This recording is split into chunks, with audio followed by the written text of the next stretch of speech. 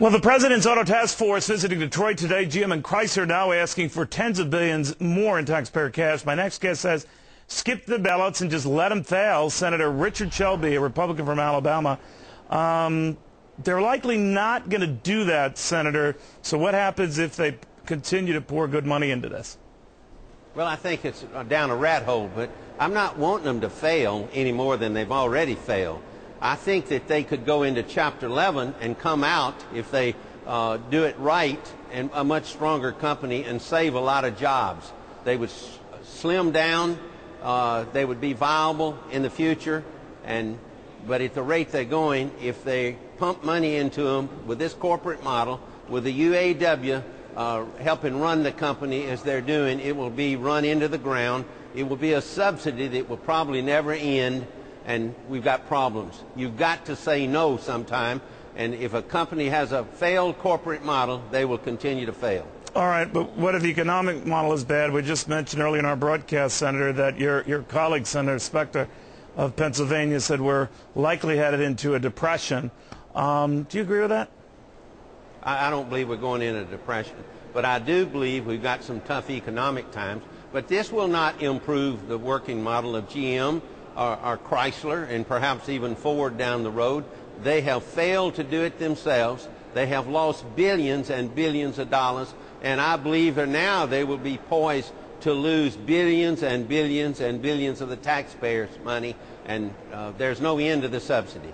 All right, but if Senator Specter is right, we go into a depression. I mean, there are going to be more companies like the GMs going hand in hand to folks like yourself, sir, saying we need money, we need support.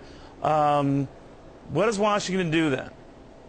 Well, I think you say no, just like the bank situation. We've got banks that are walking dead right now. We know, and the market knows, that they're either sick or have already died, and that's why they're reacting to the stocks and so forth. You can't fool the market every day. You might fool the Federal Reserve. You might fool some of the politicians. But day in, day out, you're not going to fool the market. All right, but the auto guys come back and say, all right, well, if we're not going to get help and we're not going to get our pork, then why the heck are folks like the good senator approving and happy with the pork that's in their spending bills, including this one that's being debated as we speak?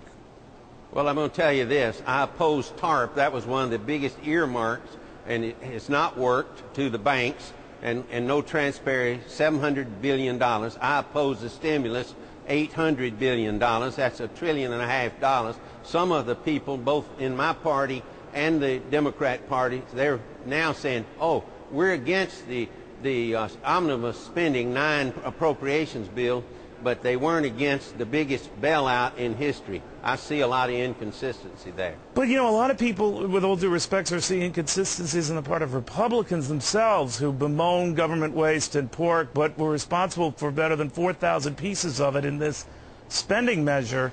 So, you know, is it fair to say that both parties continue to waste money with free abandon? Well, I don't know how much waste. I have some earmarks. I've vetted them all. They're pumped out there. I wouldn't want to be associated with an earmark or an appropriation that didn't have a lot of merit to it. But there has been a lot of abuse of the system. What we need to do is vet it more and more. I wouldn't want to give up our right to appropriate money. Otherwise, we cede it to the president, whoever that is.